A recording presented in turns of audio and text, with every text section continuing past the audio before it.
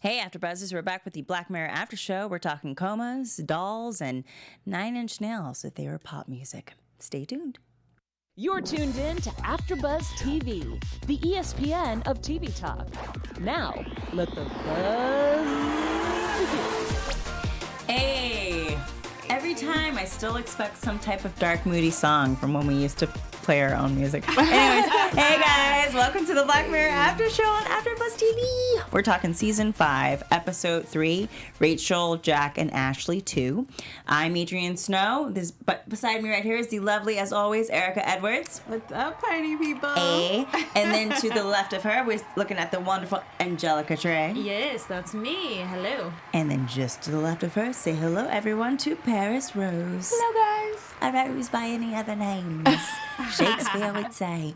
Anyways. Thank you. You know, That was Shakespeare beautiful. didn't actually have a British accent like that. No. Fun fact. You should try to replicate it right now. He sounded like this. They sounded like us, apparently. They sounded Oh. like Americans. Okay, wow. All right. Mind blown. Yeah. Anyways, so as always, we're going to have a special segment. We'll have our top 3. We're going to give you some nice little fun facts about 9-inch nails. If you're young and you don't know who that is, oh my God, you just broke my heart. But Trent Reznor is as close to a musical god as there can be if you're a 9-inch nails fan or you just hate him, you know, one or the other. Anyways, let's just go right into it. So first thoughts on the episode. So my initial thoughts, definitely had some vibes where it felt like a, teenage girl action movie. However, they did tie in certain concepts, that we might have seen before and, we'll delve into a little bit further, such as dealing with consciousness, replicating that. But it was a long episode and just kind of went on the ride for it. But it definitely felt like a very short movie, almost. I was pleasantly surprised because I was ready to not like this episode. I did hear already that this episode wasn't well received. And so I was like, oh, it's because Miley probably sucks. Even though I like Miley as a singer, I thought maybe she was a bad actress. So I was ready to hate on it, but I actually liked the concept. I liked the story. I liked the acting. It was actually one of my favorites. Yeah, I thought it was a lot of fun. I loved the little Ashley 2 robot. And, it was cute. It was very cute, like way better than Lifetime type thing. So I loved it. Oh, the shade. Way better than Lifetime. Way Lifetime, better. I will say, you've gotten much better in the past 30 years than you were when I was a kid. That Woody Allen story, it was very truthful, but still, it was pretty rough. Anyways, if you don't remember that, there was a Woody Allen Lifetime movie. So I overall really enjoyed this episode. It was one of my favorites of the season, which I was not expecting either because I wasn't really expecting to enjoy Miley Cyrus. I'm sorry, girl. I don't know. We're different generations, kind of, not really, but far enough away from each other where we don't interact probably. So it was nice to see that, she actually is bringing something to this. And even the actresses who played the teens, who played Rachel and Jack, were really fun to encounter. And the guy who played the dad was hilarious. And kind of like, what are you doing here? It was kind of like, what are you doing here until we get to the point where they actually reveal the brain. I'm like, oh, okay. That's what he's doing here. But I liked it. I don't really get why it was so hated. I think maybe we're kind of in a culture right now of hating teenagers and teen stories, which is unfortunate. But I remember what it was like being a teen and like moving to a new city and having no friends, and it's tough. And And they lost their mother, so there was a bit of that tragedy, sort of trauma there as well. Yeah. I get where the bad reviews are coming from, though. They sort of kind of lost its like horror and the darkness that Black Mirror normally is, and I felt that yes, what was happening was dark, dark, but it wasn't portrayed in such a twisted way like it normally is. I feel like it was lightly introduced to us. it was pretty dark. You think so? I think what was happening was dark, but I was like smiling along with it. Yeah, I liked that she was saved at the end, so that might have been unusual. But yeah, I was like, oh my gosh, they're just gonna like suck the life out of her, and then And I mean, yeah, that was kind of deep. I mean, this is her aunt. Like, this is a blood relative that's decided to put her into a coma, take over her life, and create a hologram version of her.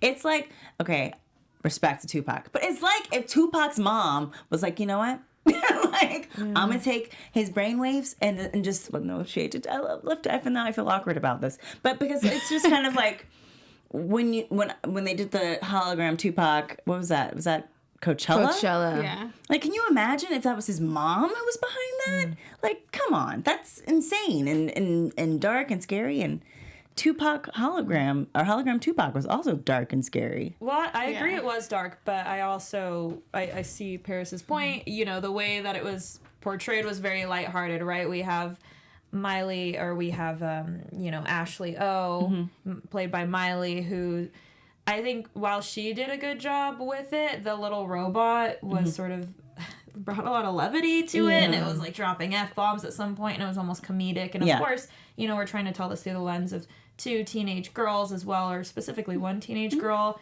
and she's just very innocent. So they did do these dark concepts, but they almost did it in such a lighthearted tone almost that so loud, I found myself thinking, this is probably the type of thing I would have loved when I was a little girl. Instead of all of the, you know, because I was very much into sci-fi early on, I would have probably loved that. Been like, this isn't too dark for me, because they wrap it in such a nice, light little package. Yeah. And I think, go ahead. No, go ahead. I also didn't appreciate the airheaded bodyguard or security who was like, oh, yeah, sure, come in with you teens. And for a mouse that we know is not here, he didn't confirm with anyone. It was very, like, Matilda-like. He has like, a name, okay? Bear. Bear, sorry. Bear. Yeah. Bear was a very, like, teen movie, like, we're going to do some bad stuff. And the security guard's not going to ask any questions. And he's going to be so oblivious to anything going on.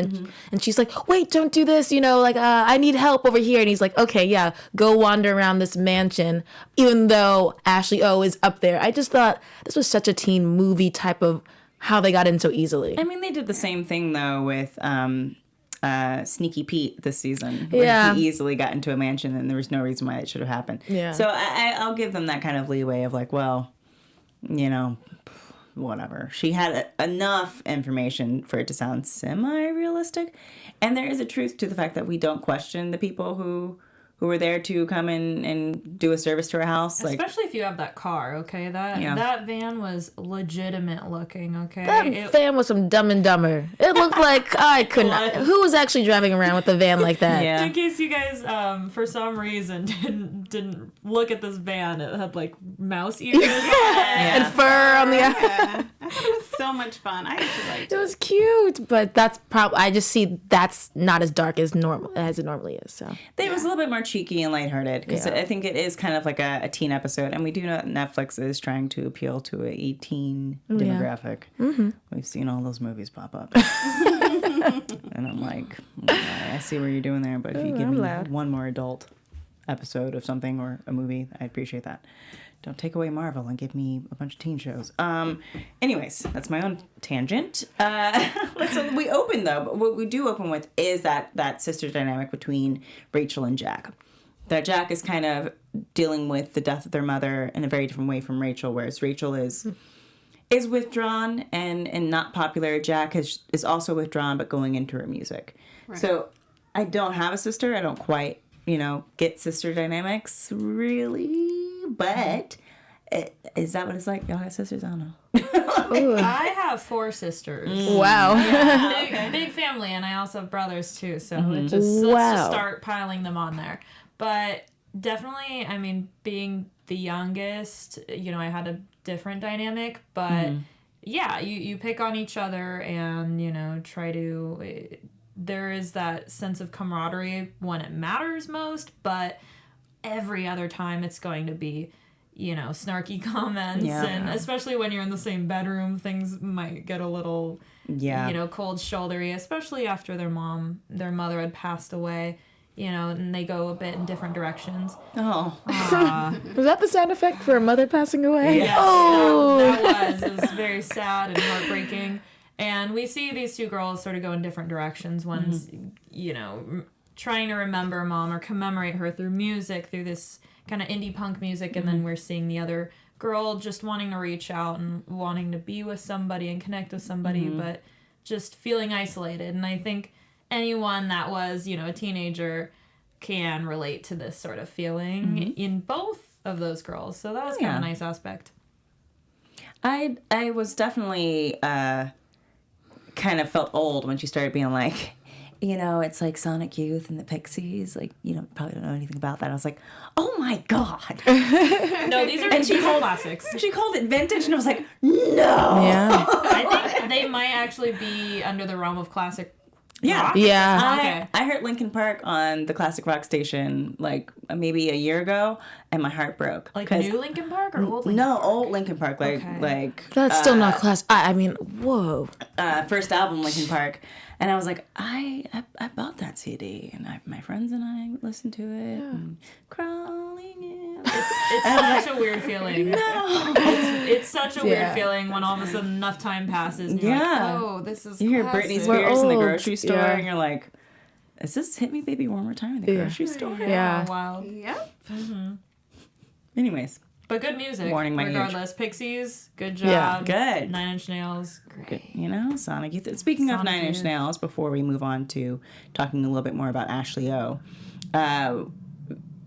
I kind of wasn't picking up on it at first, but there is that inclusion of basically 9 Inch Nails songs as poppy covers. So that was, I don't know. I know, Angelica, you're a big 9 Inch Nails fan, if you want to. I mean, I've seen them twice now. For someone, I don't go to concerts too much anymore, but I think they were the second to last concert I've been to. And yeah, definitely was a big fan. Even as like a little girl, I remember hearing Head Like a Hole one time, just sitting in the back seat, and I think I was about to probably enter into that very angsty phase of my life, and it hit me so hard, hit me like a wrecking ball. Haha. But yeah, so thank you. So what we hear right in this is we hear Miley playing Ashley O's character, this pop idol, and she's playing to the melody of Head Like a Hole, and that's what we see. And I think the song, what is it titled? I hope it's not. Is it? It was. I remember something kind of naughty, but It said something. Well, because the subtitles said something else. it's But very it sounded like she was positive. saying, "Yeah, I'm a hoe." Yeah, I That's think it's what I thought I'm she like said a too. hoe. Yeah. I'm like a hoe. But Okay, thank you. But when you read the subtitles, it's like, yeah, like it's like she's like I'm. Oh yeah, or something. She's saying something else. Right. I didn't But want to it get sounds it like she's saying I'm like exactly. I was like, I hope I didn't remember this wrong, but I think it's titled "I'm Like a Hoe." But it has positive empowerment message, right? Like all of our pop stars nowadays, it's either about love or empowerment. It's a head like a hole. But in the episode, it's a different.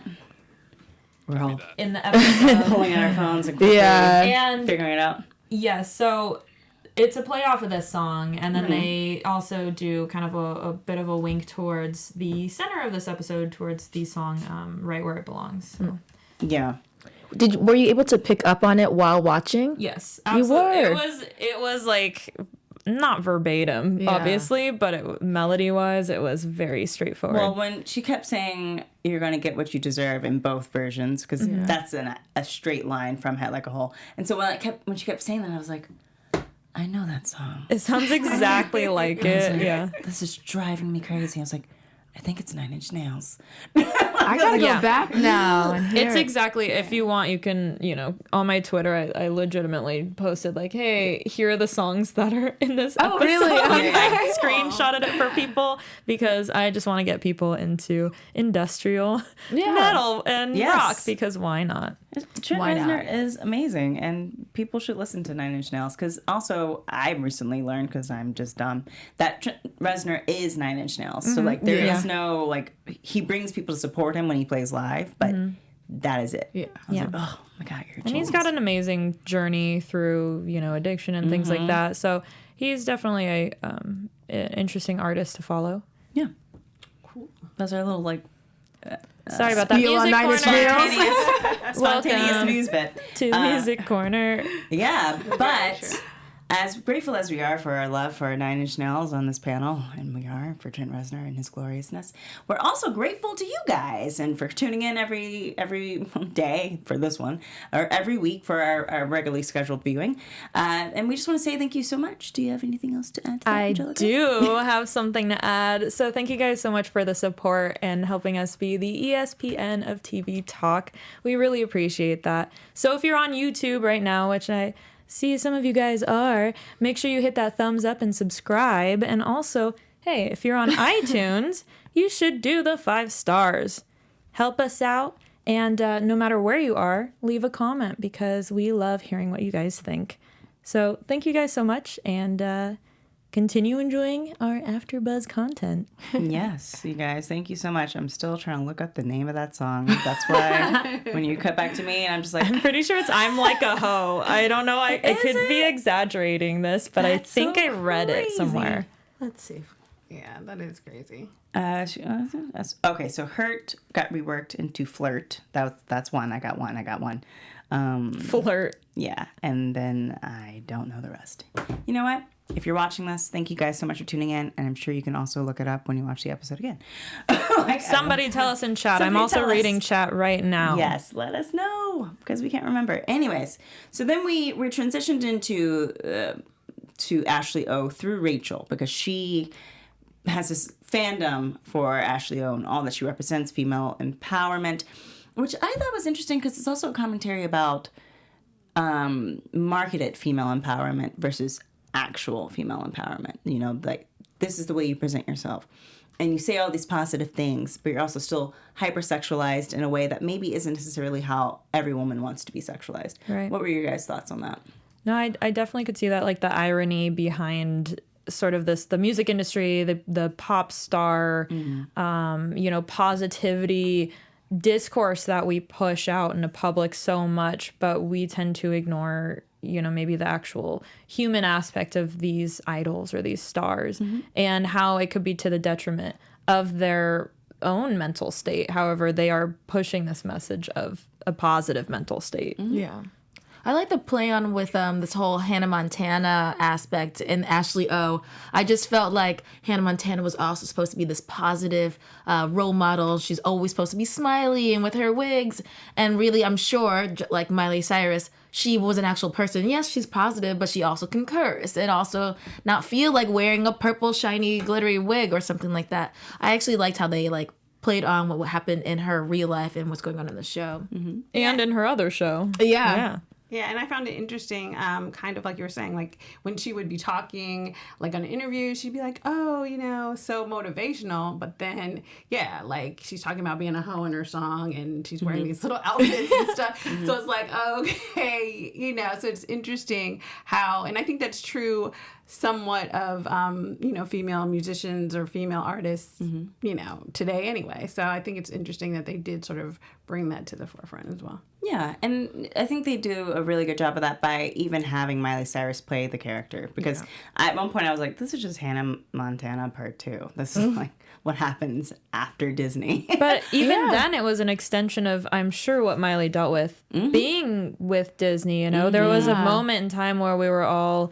sort of questioning, why are all these Disney stars going and branching off after their shows and doing all of these very edgy things? And I think it's because there is that sort of pressure that being under that spotlight and being under contract and being so young, they wanted to portray that, I believe, in this, just alongside the other, very science fiction-y concepts, is, how we idolize people and how sometimes people just need to grow and we need to accept them as human beings instead of maybe, making them like a product to be consumed. And it's even Evan Rachel Wood, she talked about this on the Armchair Expert podcast about how, she's like, well, the Disney kids had the best parties because they were crazy. Because that is a lot of pressure to put on a child to be wholesome and perfect when you're just getting to the age where you're starting to have sexual desires and you're wanting to break away from your parents and figure out who you're going to be, which is what pretty much puberty is all about. It's like, well, who am I going to be by the time I get to 18, and how insane you feel and the guilt that comes with wanting to transition out of childhood. So to grow up in the spotlight and to be essentially stunted, like we see that with all of our pop stars, even Britney Spears, you know, it came maybe a little bit later, but eventually she did have her own break where it was like, this is too much pressure. This is too much work. Right. So that was kind of the dialogue. I definitely felt like they wanted to follow along with Miley, and I'm sure when they presented that you know, the story to Miley, she was like, yes, I know this, I can do this, I've got this. I've lived this life. Yes. I definitely said some maybe without the robot things and shook my ass really hard for about 5 years, only for me to come back later and be like, it was a phase and I don't believe it. I don't like rap music anymore. We didn't forget, Miley. But we've got to forgive. You know what I mean? I didn't say forgive. I said we didn't forget. No, never forget. She's being a little promiscuous again. But she's with allowed her new to be stuff. promiscuous. There's nothing wrong with being promiscuous. The thing that I had touched, well, fine. The problem that I had was that it's like, if you're going to borrow from a culture, don't later come back and be like, well, that culture actually, I'm just not here for rap music anymore. Because then it's like, okay, you definitely were taking things from a culture that were not yours to begin with without really wanting to acknowledge it. And then on top of that, you were just disdainful of it once you were done with it and once you went to be a country star again. But you know what? You're young and still learning. So we're gonna, we're just gonna we're gonna see where you go. I'm not gonna say we're gonna forgive you, but we'll see where you go, young lady. All right.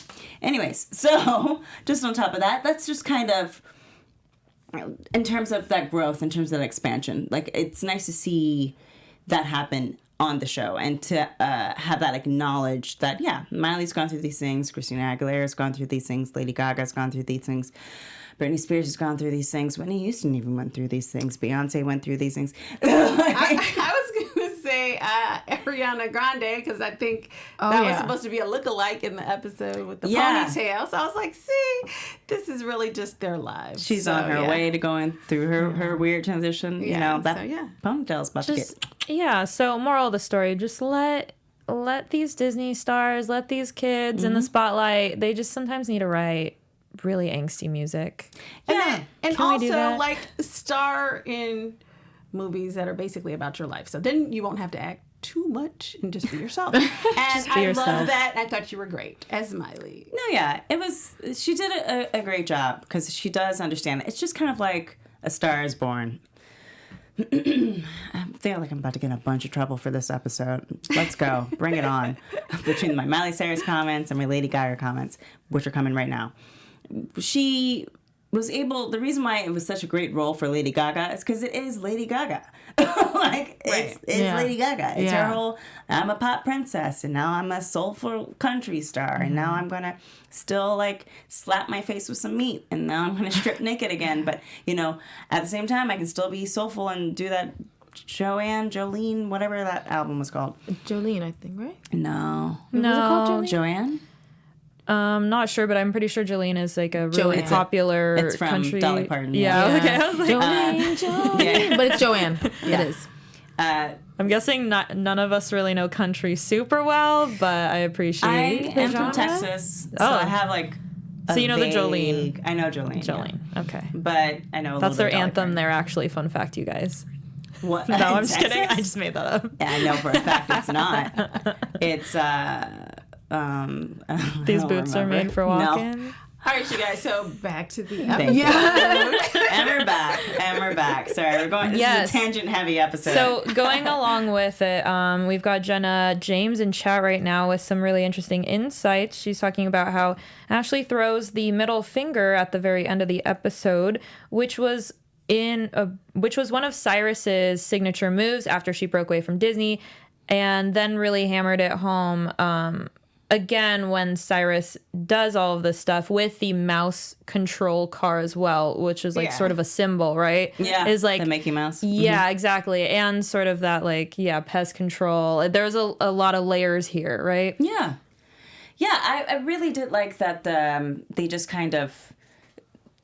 Like, I wouldn't have picked up on that because I wasn't thinking about that, but that's so true. They're kind of just giving us little teases of like, when you break free of the mouse, and I love Disney. Disney's great. I want to work for Disney someday. But that does change your I've lost it. Whatever. Let's move on. So that's a great statement, and thank you so much. For the chat. Thank you, Jenna. So let's get to the relationship with Miley or Ashley O and her aunt. And I know we haven't talked about the doll yet, but we're gonna get to the doll. That was such I did not expect her to drug Ashley. I'm like saying Miley. I was actually not surprised by any of that. I felt very Selena vibes going on in this moment, with just like jealousy and this sense of entitlement. Like, well, she was like, I took you in. I made you who you are. Because Ashley O said, look around this house. Everything where we live is because of me. Mm-hmm. And I felt like the manager really felt, no, it's actually because of me. And I feel like a lot of managers in real life feel this way. I deserve this all. I deserve the credit. Well, what I thought was interesting about that, kind of on twofold, like, yeah, she's the one who's performing, and yeah, you should never drug your clients. But at the end, she was a product that her aunt made. But I thought, and I was like, well, to some extent, she did make her. I mean, she was very talented or whatever, but she created a brand and she told you what to say, and that was her aunt's kind of. And I do feel like management does that now because there's so many people where like they look a certain way or maybe they talk a certain way. And then there's a team that says, okay, this is what the product that we're going to put out. And that's what they turn that person into. Well, do you think, going off of that then, do you think that like is Beyonce just Beyonce or is Beyonce only Beyonce because of her father? Matthew. Is Britney only Britney because of her parents? Like that. They wouldn't, or it has to eventually be a point where it's really just them propelling Well, two things I would say to that is I would say Beyonce, yes. You know what I'm saying? I think she is a person. I think it's sort of different times because personally, like, I love you, but I was thinking more of like Cardi B. There's certain people where I feel like they don't do their own music. I feel like they're very... and to some extent, I love Nicki Minaj too, but Nicki too. Some people, I know, but now everybody can come get me. But there's certain people where I feel like they just feel very manufactured and not necessarily by a relative. Like I'm not necessarily talking about like a Beyonce or someone who is like, from earlier times. But now a lot of new people just seem like they've been created by someone other than like themselves and maybe not even so much even their family. So I mean, just piggybacking off of that, I definitely think when it comes to the music industry and sort of the like top 40, the pop stars of it, these idols are sort of the vehicle, but the managers or management behind it is the brain to that. Just so happens in this case, the aunt, her efforts in sort of packaging up Ashley O's persona or brand ended up being her demise, right? With the Ashley Q doll? Ashley Q? Ashley 2. Ashley 2? Right. Okay. Read that one wrong. Yeah, okay. Ashley 2 doll. And uploading that consciousness, which is something, or replicating the consciousness rather, which is something that she then tried to kind of mess around with as well after she put her own niece into a coma. Yeah, so let's just go right into that. And so we have the Ashley 2 doll, which is... when it's revealed that I kind of actually said right at the very beginning, oh, it's based on her actual personality. Like this is to the T, all the way who she is. This is the Black Mirror essence of the episode. That it's not just, oh, okay, like she said a few things into a word or into a machine and now it's the doll. But no, they mapped her entire brain. This is Ashley, and that has to come back and bite them in the butt. Which I was a little bit confused at first as to why they were getting rid of the dolls, but then I realized that the dolls were just short-circuiting. Right. And anytime they would get revealed that Ashley was sick or ill. And so to have that reveal and to have it actually come to life and be full Ashley, I don't know. It was kind of Chucky-esque for me, but I liked it. Yeah, it was a little far-fetched. Yeah, Sorry. it's so funny because in the beginning I was like, oh my gosh, a Black Mirror Chucky. Like, that's what I thought. That's what I thought. I was so excited. Chucky Tina. And then it turned out to be a Black Mirror Teddy, really. Yeah. It was like that. And I was like, okay, I'm feeling it. So I love that little doll. I was like, she's so cute. I wanted an She's Ashley spinning. too. I want one. Yeah, I want one too. I mean, I was the kid with the Meowchi and the Poochie, if anyone remembers that. No. Okay. All right. Tamagotchi. Ooh, Tamagotchi. Okay. Yeah, but Poochie. Furbies. Yeah, Let's Furby. do I that. remember Hopefully Furbies weren't someone else's mind mapped out. That is actually terrifying, you guys. New idea for Black Mirror. You can have it. You're welcome, Black Mirror people. But yeah, just going on with that, I think so. They replicated her exact brain patterns or synapses, whatever you want to call it, and then they just did a blocker on it to make it positive. I'm not sure what science goes into that, but it was definitely an interesting moment when they turned that off, or when Jack turned that off. I know, I was like, if you could just screaming. click delete and get rid of it, I was like, well, y'all could have worked a little bit longer on that, because that was a little too easy, but still fun. I think I was more like Jack regarding the Ashley 2 doll. I thought it was toxic and unhealthy, and if I saw my sister basically becoming friends with just a robot who was this kind of like this idol of hers, I would be creeped out for her and also probably throw it away. But if it gives you rhythm, girl. It didn't even give her a rhythm. But I think it's one of those things where it is kind of also another commentary on how children of, these days, I don't have a child, I don't know what's happening, but that there's a reliance on technology. Yeah. Oh, Mama, I want to play. Oh, here's an iPad. Yeah. Oh, Mommy, I want interaction. Oh, here, watch some TV. Oh, here, do this. Or here, do that. So there is a reliance to really no longer have, like, emotional, like, physical relationships with people, because you can just I have my phone open right now, I could just open it and text people, and that would be it. Dating, everybody, but at least it's a person anymore. Like, so we're kind of person though. We're all kind of moving away from face-to-face contact, and how is that going to affect the next generation where they don't have any social skills?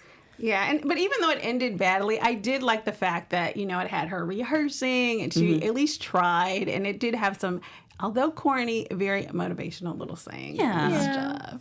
It wasn't a bad doll until they removed the blocker, and then it was a badass doll. Well, she was swearing a lot more than I think Ashley O's character was, and that kind of broke a little bit for me. I'm like, you're supposed to be Ashley O's brain, and she doesn't even curse like that. Well, she's just dropping F-bombs left and right, especially when she woke up. We just didn't see it because she's pretending most of the time, except for that. Well, even in the not pretending, like in the car when they were going to the stadium with the concert, she was even like, I feel like real Ashley O was like, man, this robot is cursing, I think she was even surprised by the robot. Right. Well, and I think that's, if you were to take my consciousness into a doll, there's the things that I say in public, especially if the things that I say around my parents and that.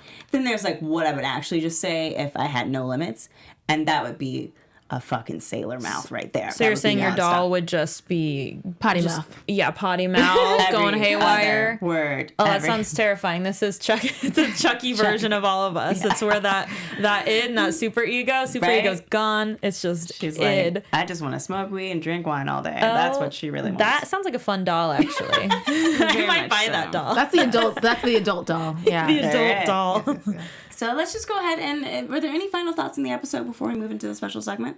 Well, I did want to discuss a little bit about holographic stuff. Yes. Yeah. Okay. Did we want to talk about that now or later? Let's talk about it right now. Okay. Because I got some examples of holographic stuff. Like so you mentioned Tupac. Yeah, like you mentioned Tupac. Terrifying. I also found researching into this, just replicating likeness, there was another movie called The Congress, which was early 2000s, where, mid-2000s. Mid-2000s. An actress played by Robin Wright, she signs off her physical likeness, and it's a huge commentary, and it's just related along the line. So if you want suggested further viewing on these kinds of topics. I've seen The Congress, and I'll say this. It is that same commentary until about 40 minutes in, and then it changes to a completely different movie. So just to give you that heads up, it's something else. I've seen it as well. It's a little like experimental. It's like part animated, but I thought that was interesting if you want to branch out into that as well.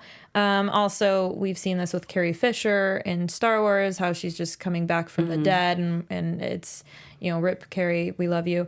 But we've been seeing the CG and just going along with that. I just recently covered the Jordan Peele's, Twilight Zone, and we had Rod Serling as well being replicated. So we're seeing these things in real life. Yeah, in the final episode, we saw Rod Serling come out, and they actually had 3 different guys, one to do the face, one to do the body, and one to do a voice. And there we go. That actually scared me. And they replicated his appearance. And so we're starting to see this today. And, I think that Black Mirror is good in that way, where they do that. We also have a holographic pop star from Japan. Her name is Hatsune Miku, and she's actually opened for Lady Gaga. So these are all real life things, you guys. Yeah. Yeah. Wow. Okay. I'm getting some concerned looks. Yeah. That is scary. Scary corner. You're welcome. Yes. Also music corner. Yeah. Okay. Well, Also, Bob Marley should be going on tour as well, his hologram. And I'm looking forward to it. Who's getting paid for that? Live Nation was discussing it, and some other big company as well. And who signed off to use his likeness? It's still up for not debate. That's not the All word. right. Laws. Still in the works. It's still in the Okay. works, but it should be for the summer of 2021. All right. but Coming up. But I'm not religious. But the Tell us how you feel. Tell us how you feel. The soul, the essence. Yeah. Oh, don't do that to me. Just let me be dead. Just Scary stuff, folks. set my body on fire and send it out to sea. All right, Very special true. segment. And then we'll probably- Alrighty, the special segment. Okay. Alrighty. Short and sweet. All right. Okay, so the picture that should be coming up is one of Kimberly Jernigan. And basically, she was in a virtual reality game called Second Life. And she had a relationship in there with, she had a boyfriend in the game. And I think they met once, like, in person. And you know how it goes when you take it out of the app. It's never the same. And so he did not want to, he actually, I think, lived in Delaware. He did not want to be with her. And so she came obsessed, as we do, with our cyber relationships. And she was so taken aback because he broke up with her just randomly in the game and all of that. So she goes back and she first tries to kidnap him from his workplace at gunpoint. But he escapes. And so she goes home and she turns out she's a postal worker. So she goes back to Delaware because he moves and everything and he's not in the game anymore. And so she goes back to Delaware and pretends, well, basically she just puts on her post office uniform and like is kind of walking around and trying to find out where he lives. And she finds out where he lives. And for some reason, now this part of the story I found very intriguing. She decided to go up and when she's going to kidnap him, and she brought her dog. So she found out where he lived. She broke into his apartment. She was waiting there for her dog. And then I guess when he came home, he realized someone had broken into his place and he like ran away, and she ran away. And then the police came to the apartment and found that she had left the dog in the apartment duct taped because I guess clearly he was barking because he's a dog. Poor puppy. So, so be careful on your virtual reality relationships.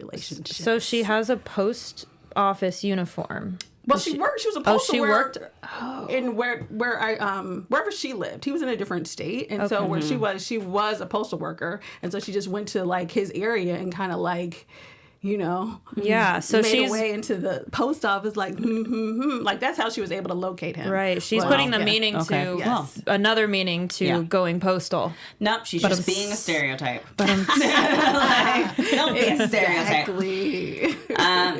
We're gonna shoot right through because I know we're gonna go a little bit over. But top 3 of Easter eggs for this episode. So with Rachel, Jack, and Ashley Chu, she actually starts singing the "Anyone Who Knows What Love Is" sung by Ashley. I think it might have been during the piano scene.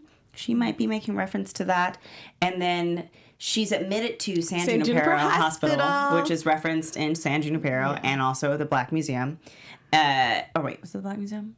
It's referenced. It's in Black Museum, and then I think one other episode where they talk about it. Yeah, definitely. And then lastly, Tusk, the I think he's like the guy who interviews her, or he's like talking about her and how she's in a coma. He's from Hated from the Nation. He was like a rapper that was featured in that. Right. I know Hated from the Nation's about bees, but it's been forever since I've seen it, so go check it out and remind me who he was in that. All right, so I think that wraps up. Excuse me, that episode. This wraps up this episode of the Black Mirror After Show on AfterBuzz TV. Thank you guys so much for tuning in for this season. It was short and sweet, and we'll be back probably next year with a whole nother 3 episodes to talk about. I'm Adrienne Snow. You can follow me on Twitter and Instagram at Adrienne Snow. And where can they follow you all? All right, you guys, I'm Erica Edwards. You can follow me on all of my social media at Erica, E-R-I-K-A-D as in door, Edwards. And I'm Angelica Trae. You can find me on most social media, Trae, Ayytrae, and Instagram at Angelica Trae. Hey guys, it's been fun. You can find me on Instagram at Paris Rose, Paris with 2 R's. All right, thank you so much for tuning in for this season, and we'll see you in 2020. Ciao. Our founder, Kevin Undergaro, and me, Maria Menounos, would like to thank you for tuning in to AfterBuzz TV. Remember, we're not just the first, we're the biggest in the world, and we're the only destination for all your favorite TV shows. Whatever you crave, we've got it. So go to AfterBuzzTV.com and check out our lineup. Buzz you later.